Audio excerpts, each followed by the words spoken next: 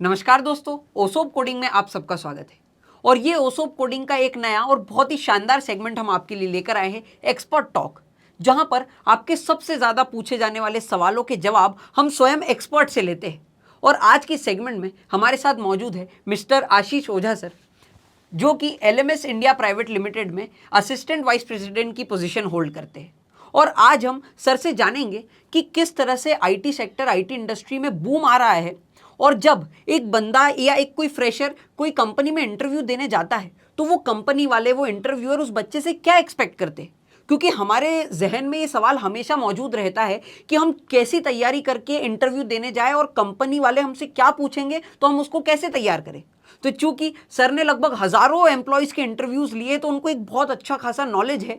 तो हम सर से जानेंगे कि यदि हम अपना रिज्यूम तैयार करें तो उसमें कैसी मेहनत होनी चाहिए, जब हम कोडिंग की प्रैक्टिस करें तो किस तरह से हमें कोड लिखने आना चाहिए, और तमाम बातें हम सर से इस चर्चा में करेंगे। तो दोस्तों, वीडियो को एंड तक देखते रहिएगा, क्योंकि आज जो जानकारी आपको एक्सपर्ट के थ्रू मिलेगी वो आपको जानकारी पूरे इंटरनेट पर कहीं नहीं मिलने वाली। तो सर, आपका ओसोप कोडिंग में स्वागत है। बहुत बहुत धन्यवाद। ओसोप कोडिंग के दर्शकों को मेरा बहुत बहुत नमस्कार। तो सर, सबसे पहले मैं चाहूँगा कि आप हमारे दर्शकों को बताइए कि आपकी जर्नी कैसी रही और कैसे आज आपने असिस्टेंट वाइस प्रेसिडेंट होने तक का सफ़र तय किया। देखिए, मेरी जो शुरुआत थी वो as a junior software developer से किया मैंने, और एक webdunia.com करके एक विश्व का सबसे पहला हिंदी पोर्टल था, उसके लिए मैंने काम शुरू किया था। क्योंकि मैं एक ज्योतिष बैकग्राउंड से भी था, एस्ट्रोलॉजी मेरा एक इंटरेस्ट था, तो एस्ट्रोलॉजी के सॉफ्टवेयर बनाने के लिए मेरी हायरिंग हुई थी। और .NET ASP में हम लोगों ने सॉफ्टवेयर लिखे थे। तो एज ए वहाँ से मेरी जो आज भी आप देख सकते हैं वेब दुनिया में जो ज्योतिष सेक्शन है वो पूरा मेरा बनाया हुआ है। तो कुंडली सेक्शन जो है ऑनलाइन आप जन पत्रिकाएँ प्राप्त कर सकते हैं। तो ये जो जर्नी स्टार्ट हुई, उसके बाद में एक क्लाइंट था, उसके लिए हम लोगों ने लोकलाइजेशन में काम किया। वो लोकलाइजेशन मेरे ख्याल से मेरे लिए एक स्टेपिंग स्टोन था, जहाँ पे मैंने आगे बढ़ने के लिए लोकलाइजेशन के जो सॉफ्टवेयर्स थे, और उस क्लाइंट का नाम था माइक्रोसॉफ्ट। उसके लिए तकरीबन हमने करीब 2 से 3 साल काम किया। जो आपने माइक्रोसॉफ्ट के ऑफिस है, MS वर्ड है, एक्सेल है, पावर पॉइंट है, आप आज भी उसको हिंदी में, क्योंकि बहुत जो दूसरी कंट्रीज़ हैं, हमारे इंडिया में तो हम लोगों ने इंग्लिश को अडॉप्ट कर लिया है, लेकिन जो दूसरी कंट्रीज़ हैं जैसे जापान है, वहाँ पे इंग्लिश के इतना ज़्यादा पॉपुलैरिटी नहीं है। वहाँ पे उनकी खुद की जो मदर लैंग्वेज है उसको प्राथमिकता दी जाती है। तो उसके लिए हमने काम किया। तो उसके बाद जाते जाते फिर उसके बाद जो टेस्टिंग वर्ल्ड में मैं एंटर हुआ। सॉफ्टवेयर टेस्टिंग एक बहुत बड़ा सेगमेंट है, हम अपनी चर्चा में थोड़ा सा आगे और बात करेंगे।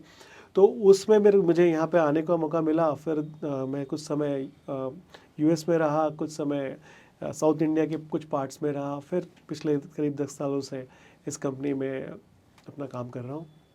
सर, एक सवाल जो अधिकतर लोगों के जहन में रहता है वो ये है कि दूसरी इंडस्ट्री में जब हम पेज देखते हैं तो वो उतनी ज़्यादा नहीं होती।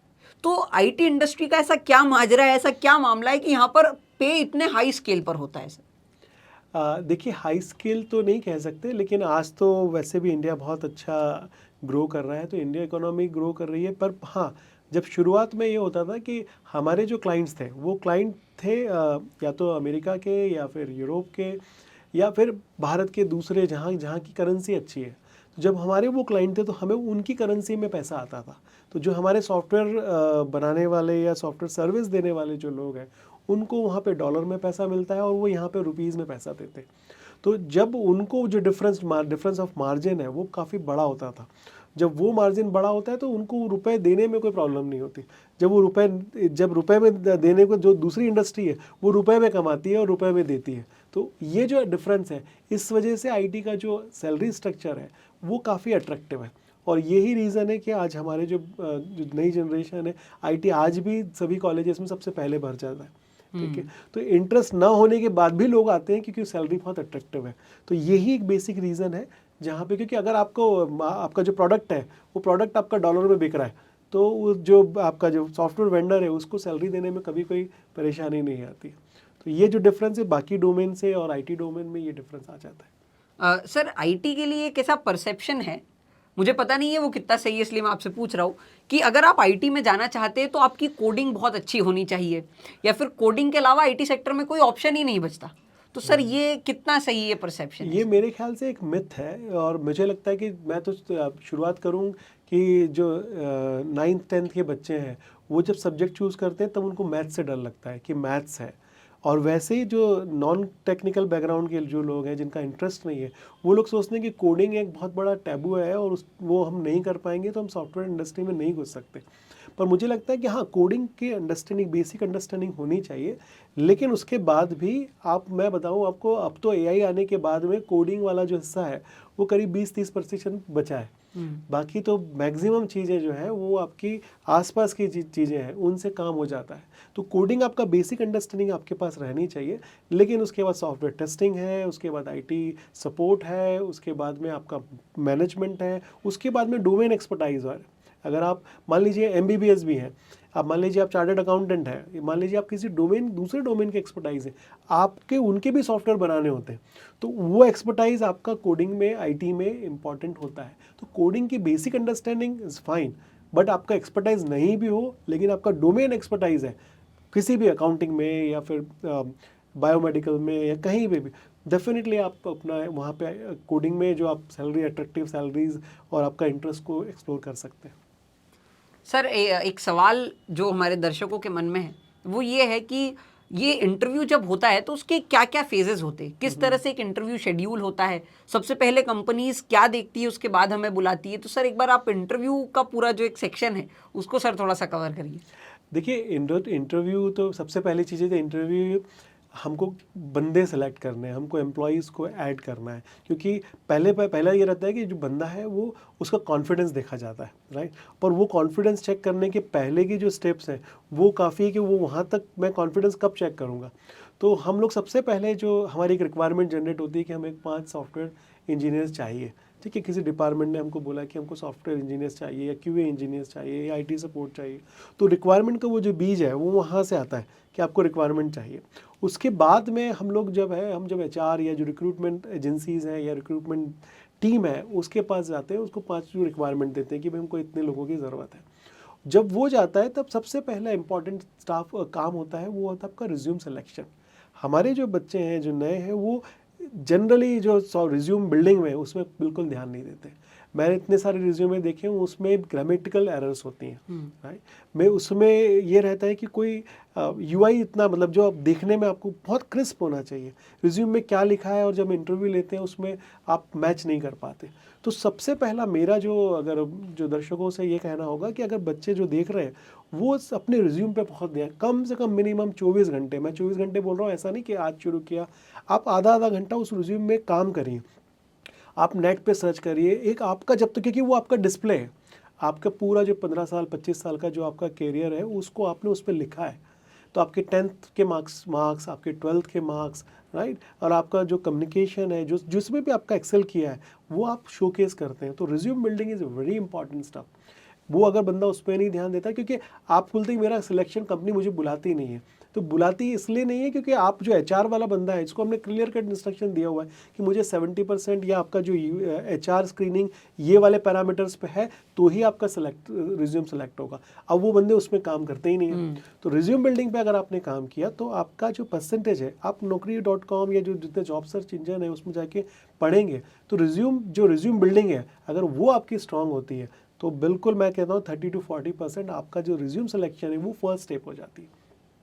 क्योंकि एचआर जो बंदा है या रिक्रूटमेंट एजेंसी वाला बंदा, उसको टेक्नोलॉजी से कोई मतलब नहीं होता है। वो आपके रिज्यूम को, आपकी रिज्यूम की यूआई को, आपकी उसकी ग्रामर को और उसके परसेंटेज जो आपका वेटेज है उसको रिक्वायरमेंट से मैच करता है, फिर वो थ्रू होता है। जब वो रिज्यूम बिल्डिंग का फेज कंप्लीट हो जाता है तब हम उसमें 30, अगर हमने 1000 रिज्यूम सेलेक्ट किए उसमें से मैंने 300 लोगों को लिया, 300 लोगों के बाद में भी कंपनी के कुछ पर्सनल पैरामीटर्स होते हैं। वो पैरामीटर बोलती है कि मुझे एक्स नंबर वाले बंदे चाहिए या एक्स कॉलेज के बंदे चाहिए, मुझे एक्स परसेंटेज के ऊपर के लोग चाहिए।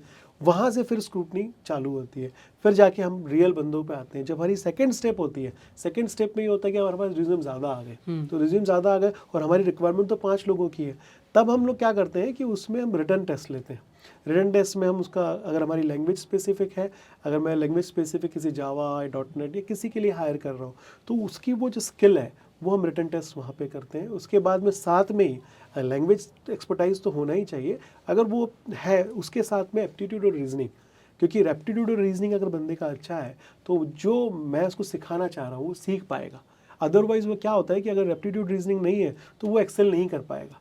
तो वो एक बहुत इंपॉर्टेंट एस्पेक्ट है। तब हम रिटर्न उसका टेस्ट लेने के बाद में अगर वो उसको क्वालिफाई करता है, उसके बाद में हमारे टेक्निकल राउंड्स होते हैं। टेक्निकल राउंड्स में हमारे जो जावा एक्सपर्ट्स हैं या जो भी लैंग्वेज एक्सपर्ट्स हैं वो उनको ग्रिल करते हैं कि वो उन्होंने जो लिखा है, जो उन्होंने रिटर्न एग्जाम दिया है, वो वाकई उन्होंने सही दिया है या नहीं दिया। तो उसका जो लैंग्वेज स्पेसिफिक टेस्ट है वो टेस्ट होता है।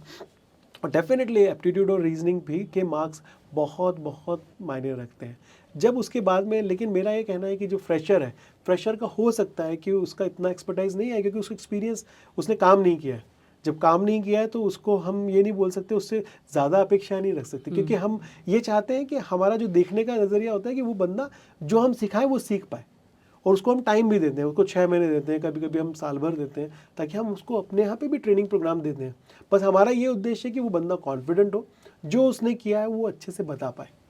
राइट, तो वो ही एक इम्पॉर्टेंट स्टाफ है जब हम उसको अंदर लेने की कोशिश करते हैं। उसके बाद में आज जो है, जैसे मैंने आपको बताया अट्रैक्टिव सैलरी की जब बात कर रहे थे, तो उसके लिए अब अंग्रेजी आना आपका ज़रूरी होता है। बच्चे जो है, क्योंकि आपके जो क्लाइंट हैं वो है यूरोप में है, अमेरिका में है, और हमारा जो कम्युनिकेशन मीडियम है, यदि मैं आपको आज हिंदी के माध्यम से आपको मैं बात कर रहा हूँ तो वही बात जो मेरे क्लाइंट है उन तक पहुँचना चाहिए। तो वो जो अंग्रेजी माध्यम है वो थोड़ा सा अगर स्ट्रॉन्ग नहीं होता है, लेकिन आजकल तो मैं बच्चों को देख रहा हूँ कि काफ़ी अच्छी मेहनत करते हैं कम्युनिकेशन के लिए। तो communication is must. If you can communicate what I am just saying, that should be communicated to you properly in what manner that I am trying to just convince you, and that's the important stuff, right? So वो आपका pass on हो जाएगा। तो मुझे नहीं लगता है कि कोई ये जो स्टेप्स निकालने के बाद में कहीं कोई प्रॉब्लम आनी चाहिए। हाँ, HR जो है, HR सेक्शन, उनके लिए ये रहता है कि उनको क्लियरली इंस्ट्रक्ट किया जाता है कि कम से कम लैंग्वेज वाला पार्ट है, ठीक है, वो कर पाए। क्योंकि कुछ बच्चे होते हैं, क्योंकि आपको क्लाइंट को कोई प्रेजेंट करना है तो बच्चे वो बता नहीं पाते, उनको बोल नहीं पाते। उनको आता है, उनकी लैंग्वेज, उनका जावा या C++ में एक्सपर्टाइज है, लेकिन वो बोल नहीं पाते। पर बस हमारा ये है कि बंदा जब फ्रेशर है तो हम उसको पूरा सिखाएंगे, है ना। लेकिन अगर वो बिल्कुल वहाँ कहीं कुछ कॉन्फिडेंस की कमी आ रही है तब उसका थोड़ा सा रिजेक्शन के चांसेस रहते हैं, अदरवाइज कोई प्रॉब्लम नहीं है। और IT इंडस्ट्री में तो डोमेन इतने हैं कि जो बंदा है, सिर्फ कोडिंग का, जो आपका क्वेश्चन पहले था कि कोडिंग जो है वो ज़रूरी होती है, उसमें एक्सपर्टाइज लेवल होना ज़रूरी है, वो कोई ज़रूरी नहीं, आपका इंटरेस्ट होना बहुत ज़रूरी है। बाकी there are n number of opportunities in IT, you can excel yourself. I know many guys जो डॉक्टर्स हैं, MBBS हैं, उनको बड़ी कंपनी इन्फोसिस TCS हायर करती है, चार्टेड अकाउंटेंट को हायर करती है, इवन BCom कॉमर्स बैकग्राउंड को हम लोग कंपनीज में हायर करते हैं, ताकि उनके जो सॉफ्टवेयर, अकाउंटिंग सॉफ्टवेयर को टेस्ट कौन करेगा? I am not the right person who can test it. The commerce background guys can only test the accounting software, right. Robotic में काम हो रहा है, बायोमेट्रिक मेडिकल के बच्चे हैं, उन लोगों के लिए काम। तो यू हैव, आपको सिर्फ इंटरेस्ट दिखाना है, definitely you can have more opportunity in this. So that's the thing. Sir, बहुत विस्तृत रूप से आपने इस चीज़ पर हमें जवाब दिया। सर, एक चीज़ और मेरे दिमाग में थी कि जब नॉन टेक का कोई बैकग्राउंड से होता है, जैसे BCom से है या MBA से है, लेकिन उन्होंने कोडिंग अच्छी कर रखी है, ये जैसे जावा में उनका एक्सपर्टीज है, तो कंपनीज कैसे जज करती है कि मतलब उस टाइम फिर उनके पास दो ऑप्शन होते हैं कि या तो वो कोई इंजीनियरिंग कॉलेज से कोई बंदा उठा ले जिसकी कोडिंग में उतनी एक्सपर्टीज नहीं हो, या फिर नॉन टेक बैकग्राउंड से जिसका कोडिंग में अच्छा है तो उसको उठा ले। तो कंपनी का प्रेफरेंस क्या होता है?